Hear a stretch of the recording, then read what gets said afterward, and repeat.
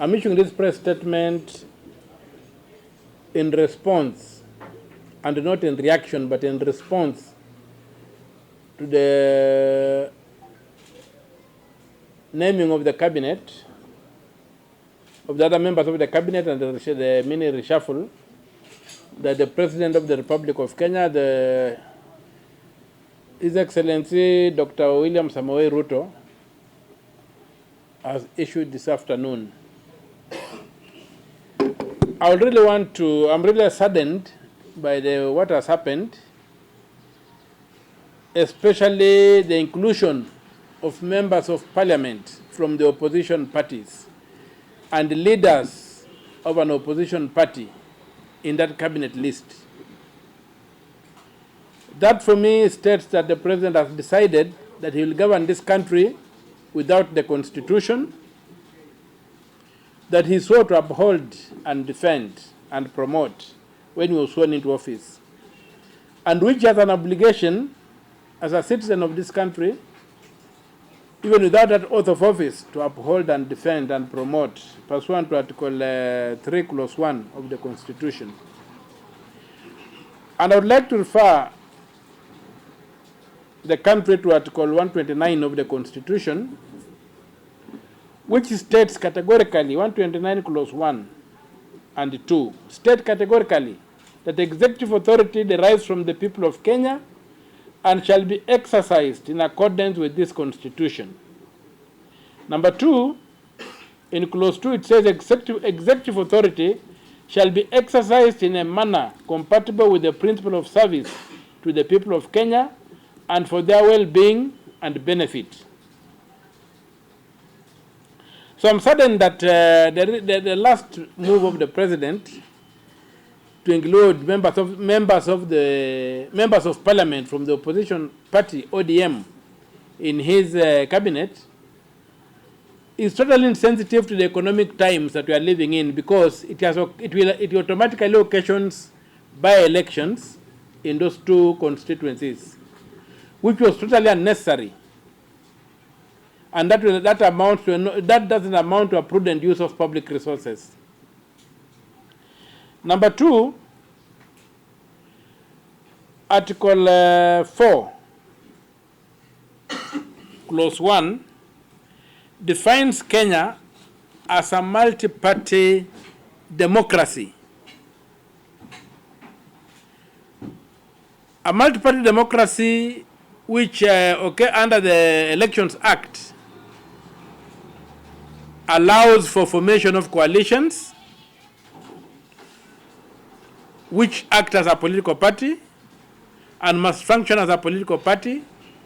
And when people go to elections, they elect candidates and parties, especially a party running on a candidate running on a party or a party fielding candidates is bound by that requirement that Kenya is a multi-party democracy.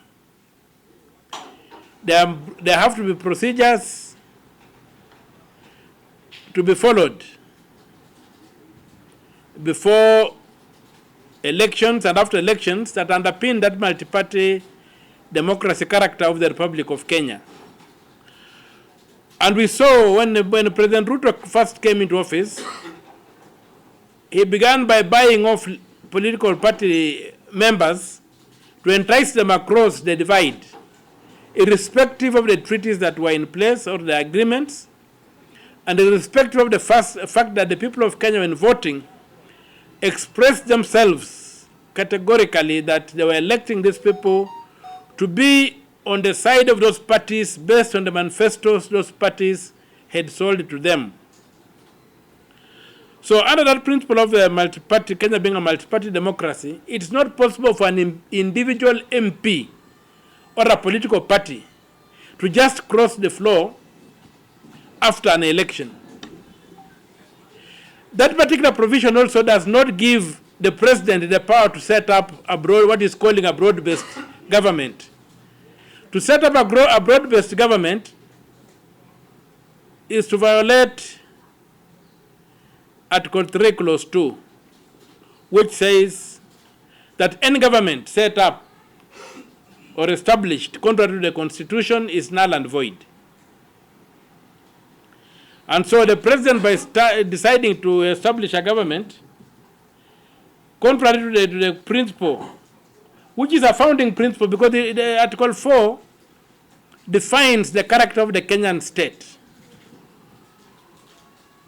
And by the president choosing not to honor that character, he has totally declared to us that he's going to govern this country without following the Constitution. It's clear that the president does not consider himself as bound by the Constitution, and he can do whatever serves his political interests. And I think the time has come for Kenyans not to sit on the fence anymore, but to rise up and demand that the Constitution must be respected and honored.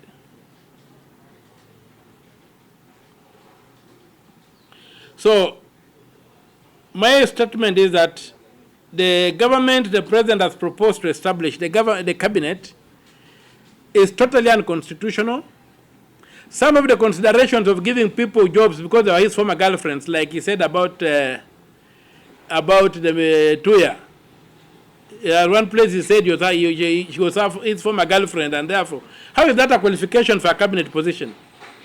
That's a total insult to the people of Kenya and the Republic of Kenya, and we cannot accept those kind of considerations to pollute the public space. We want people to be elected on the basis of competence, not past romantic relationships. So, I am today calling on the people of Kenya, and I'm stating that my position is that that government the president is trying to establish and force down our throats is unconstitutional, even in terms of merit. If you go to Article 75, public authority vested in a state officer should be exercised in a manner that brings honor to an office. When you give a job to somebody on the basis of having been your former girlfriend and it's a public office, what honor are you bringing to that office? So I personally do not agree with that cabinet. And I think going forward, there are going to be consequential measures that will be taken. We hope that the National Assembly will reject the entire list and demand that the president sticks to his coalition side and nominates members from his coalition who are acceptable to the people of Kenya. He should not nominate people from other parties without enabling legal framework. That's an attempt to set up a government contrary to the Constitution, and which act is invalid, null and void. And the people of Kenya, just like the Gen Z have been doing, should arise and invoke their power under Article 1 of the Constitution as a sovereign people and see how we can govern this country directly without you going through representative institutions, which have basically failed us and continue to fail us, and are even mocking us. Because if you look at one of the complaints about the Gen Z had, was against Murkomen. Now Murkomen is put in charge of the Gen Z. Honestly, what is going on in this country? Why should he insult us and then rub in the salt in our raw wounds? So I plead with my plea would be to the National Assembly to reject these people and to avoid taking this country in the direction the president wants to take it, where the Constitution does not matter, where lawlessness is the order of the day, and even the failure in Parliament, the incapacity of Parliament to deliver under a presidential system, the incapacity of Parliament to deliver has just been, should also be traced to that lack of respect for the Constitution, whereby MPs crossed the line and gave President Ruto a false majority in both houses. And that false majority is what he's trying to consolidate with the help of equally unprincipled political actors who are in politics purely for purposes of making money and not to serve the republic, which actions I personally strongly condemn and I reject, and there are going to be consequential measures to be taken. And if that cabinet is established, some of us will be constrained to set up a shadow cabinet, because what will be happening now, we shall no longer be having a presidential system where you have got majority and minority sides checking the executive. We shall have a de facto parliamentary system where power emanates from the House, and therefore some of us must be constrained and will be constrained to set up a shadow cabinet that can then effectively check the excesses of this government, this mockerel that has been visited upon us, whose character we don't know, whose purpose we don't know. But as they say, if it walks like a duck, if it swims like a duck, if it quacks like a duck, then it's a duck. And given that litmus test or the smell test of reality, I'm left with no option but to say that this is a self-serving government that does not address at all the concerns that the Gen Z have been raising and have been driving them to the streets. In Kiswahili, we can say, I don't speak very good Kiswahili, but I've heard things like, ni kuruka makojo na kukanyaga mafi. This is what President Ruto has done for us, and I think it's not acceptable. That's my statement, and I thank you very much for giving me audience. I belong to Wiper, trooping to meet their leader.